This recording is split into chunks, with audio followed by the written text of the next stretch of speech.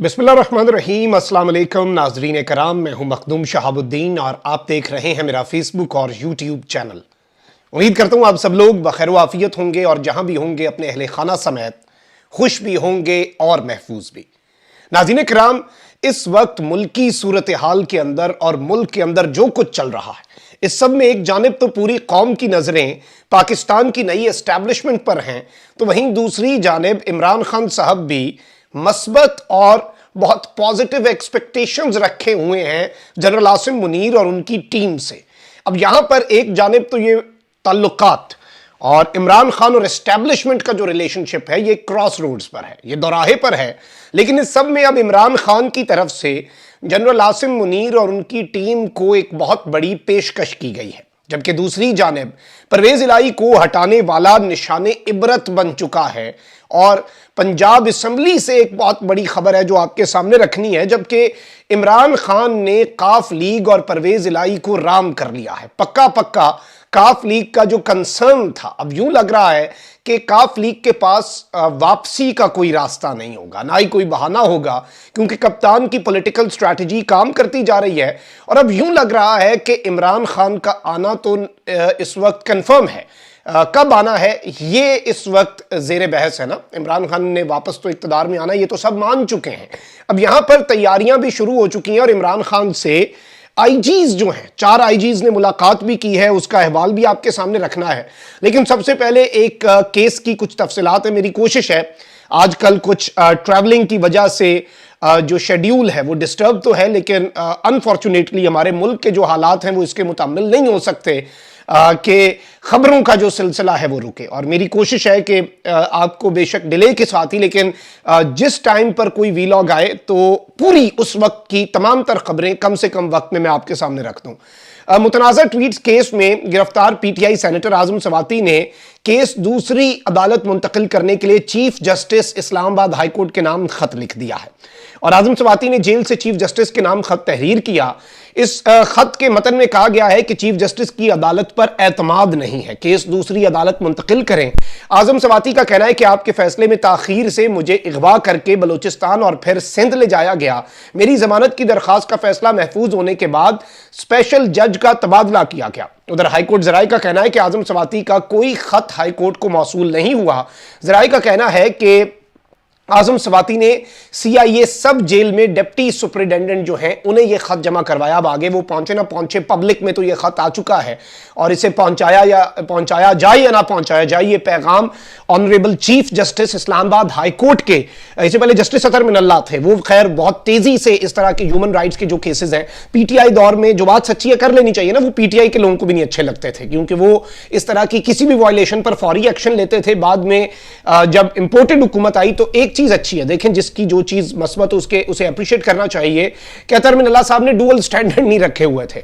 उन्होंने फिर उसी तर्ज का रिलीफ पीटीआई दौर में जो वो दूसरों को दिया करते थे उन्होंने बाद में पीटीआई को भी दिया।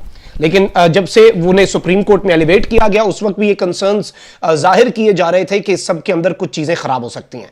अब यहां पर कुछ पॉलिटिकल डेवलपमेंट्स हैं, जल्दी जल्दी मैं आपके सामने रख देता हूं। मुस्लिम लीग काफ और पाकिस्तान तहरीक इंसाफ में सीट एडजस्टमेंट के मामले पर एक अहम पेशरफ्त हुई है और जराये का कहना है कि पीटीआई गुजरांवाला और गुजरात डिवीजन की 5 नशिस्तों पर काफ लीग के खिलाफ उम्मीदवार नहीं लाएगी।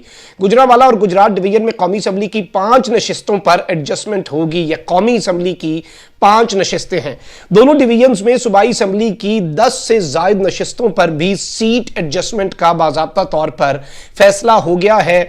और वो जो फॉर्मूला है, जाहिर बात है इमरान खान साहब ने अपने बाजू काट के तो नहीं देने, जहां पे अपने बंदे जीते हुए हैं वहां पर तो नहीं टिकटें दी जा सकती, लेकिन ऑब्वियसली जहां पर नून लीग का गढ़ है, स्ट्रॉन्ग होल्ड है, और अगर देखें काफ लीग एक जानिब हो, 2 ही ऑप्शन हो खान साहब के पास। जैसे परवेज इलाही शायद खान साहब उन्हें वजीर आला ना बनाते, लेकिन खान साहब हैड 2 ऑप्शंस, हमजा शहबाज और परवेज इलाही। तो इसमें से आपको भी पता है किसे चूज करना होगा।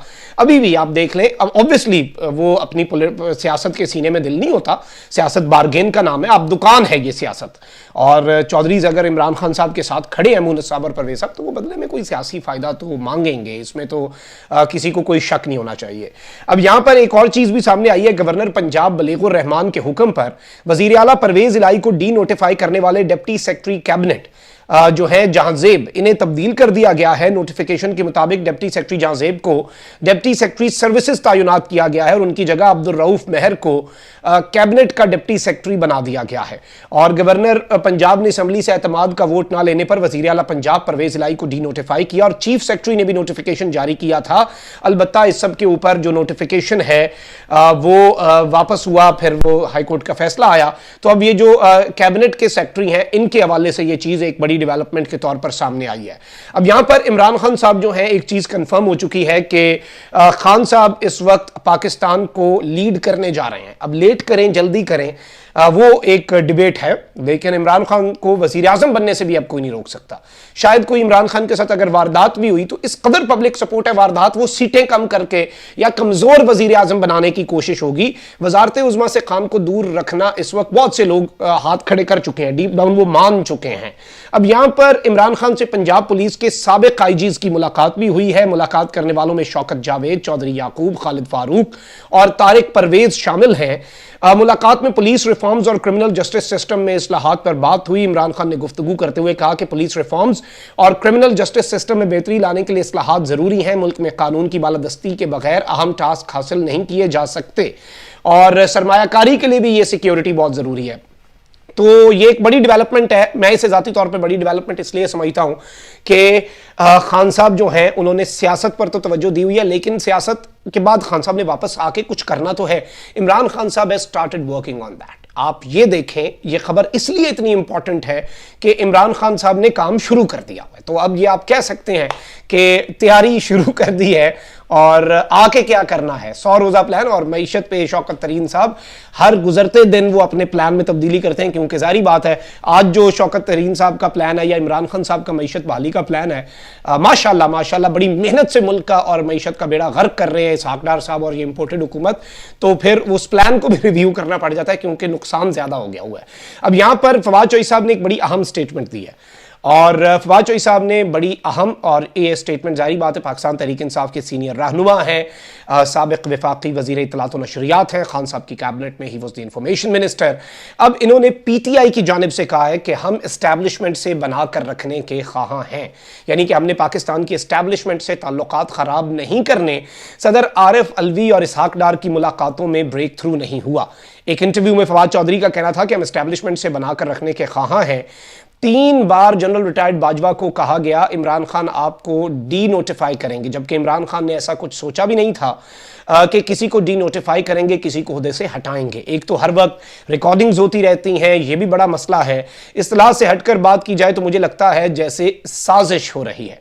फवाद चौधरी का कहना था कि जब से जनरल आसिम मुनीर ने कमान संभाली है फर्क पड़ा है और पाकिस्तान में पहले एस्टैब्लिशमेंट थी, अब इमरान खान भी एक हकीकत है। यानी पहले सिर्फ एस्टैब्लिशमेंट एक हकीकत थी, अब इमरान खान भी एक ग्राउंड की रियलिटी है जिसे इग्नोर नहीं किया जा सकता। जो इस हकीकत को नजरअंदाज करेगा वो अपना भी नुकसान करेगा और मुल्क का नुकसान भी करेगा। अब ये किसके लिए मैसेज है? हम बनाकर रखने के ख्वाहां हैं, हमें तब्दीली भी नजर आई, लेकिन एस्टैब्लिशमेंट हकीकत है तो खान भी हकीकत है।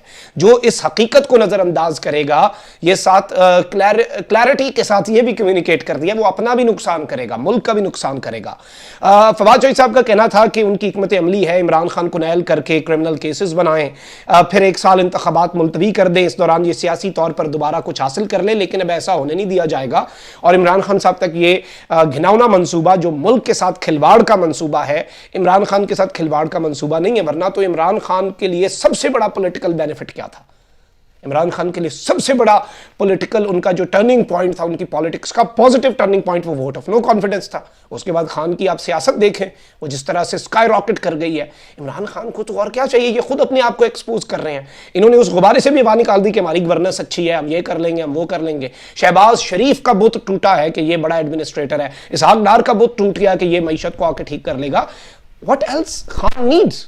लेकिन वो ये नहीं चाहते कि मुल्क अल्लाह ना करे ऐसे हालात की तरफ बढ़ जाए कि पॉइंट ऑफ नो रिटर्न पे चीजें चली जाएं, फिर शायद ठीक करना भी नामुमकिन ना हो जाए। कुछ तो देखना पड़ेगा। वो बार बार कह रहे हैं एस्टैब्लिशमेंट, ब्यूरोक्रेसी, अदलिया सब होश करें, जाग जाएं, हालात ठीक कर लें। तो ये सब कुछ बहुत इंपॉर्टेंट है जिसे समझना बहुत जरूरी है। अपना बहुत ख्याल रखें। अल्लाह निगहबान। पाकिस्तान जिंदाबाद।